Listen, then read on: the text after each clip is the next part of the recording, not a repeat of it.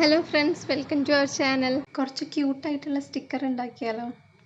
വളരെ ഈസി ആയിട്ട് എല്ലാവർക്കും ഉണ്ടാക്കിയെടുക്കാൻ പറ്റുന്ന സ്റ്റിക്കറുകളാണ്. നല്ല ഭംഗിയാണ് കേട്ടോ ഉണ്ടാക്കിയെടുത്തു കഴിഞ്ഞാൽ. പിന്നെ നമ്മൾ സ്വന്തമായിട്ട് ഒരു സാധനം ഉണ്ടാക്കിയത് നല്ല രീതിയിലാവുമ്പോൾ ഒരു പ്രത്യേക ഒരു സാറ്റിസ്ഫാക്ഷൻ അല്ലേ.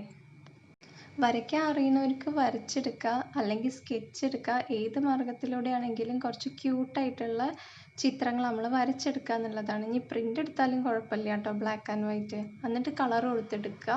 പെൻസിൽ കൊണ്ട് വരച്ചതിൻ്റെ മുകൾ ഭാഗത്തായിട്ട് തന്നെ കറുത്തൊരു പെന്ന് വെച്ചിട്ടും വരച്ചെടുക്കണേ. എന്നിട്ട് ഒന്ന് റബ്ബർ വെച്ചിട്ട് ആ പെൻസിലിൻ്റെ മാർക്കുകളൊക്കെ ഒന്ന് മായ്ച്ച് കളയാം. എന്നിട്ടൊരു പേപ്പറാണ് എടുക്കേണ്ടത്. പേപ്പർ എന്ന് പറയുമ്പോൾ ഒരു പ്ലാസ്റ്റിക് കോട്ട് മുകളിലുള്ള പേപ്പർ ആവണമെന്നേ ഉള്ളൂ.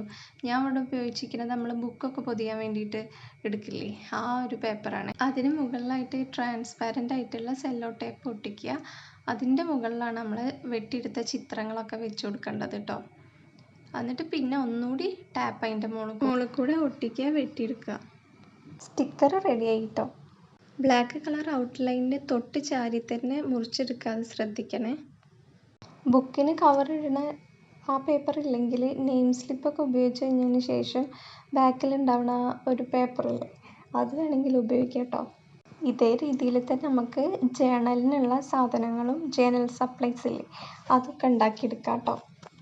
നല്ല ഭംഗിയായിട്ട് ചെയ്യാൻ കഴിയും. എല്ലാവരും ഒന്ന് ഉണ്ടാക്കി നോക്കി കേട്ടോ. എന്തായാലും വെറുതെ ആയി തോന്നില്ല ഉണ്ടാക്കി കഴിഞ്ഞാൽ. നല്ല ഭംഗിയുണ്ട്, എനിക്ക് നല്ല ഇഷ്ടമായിട്ടുണ്ട്. പിന്നെന്താ വെച്ചാൽ കാക്കയ്ക്ക് പെൺകുഞ്ഞ് പൊൻകുഞ്ഞാണല്ലോ, അതുകൊണ്ടാണോന്ന് അറിയില്ല.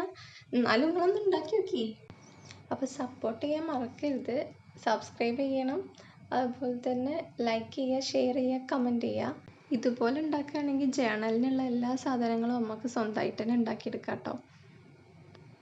ജേണലിൻ്റെ ഓരോരോ സാധനങ്ങളായിട്ട് നമുക്ക് ഉണ്ടാക്കിയെടുക്കണം കേട്ടോ. എന്നിട്ട് പിന്നെ ഫുള്ളായിട്ടൊരു ജേണൽ തന്നെ ഞാൻ ചെയ്ത് കാണിക്കണ്ടേ. ഇതുപോലെ ചെയ്ത് കഴിഞ്ഞാൽ അടിപൊളിയായിട്ടുള്ള ജേണൽ സപ്ലൈസുമായി. പിന്നെ ഈ ചിത്രങ്ങൾ ഇങ്ങനെ വരയ്ക്കണമെന്നില്ല കേട്ടോ.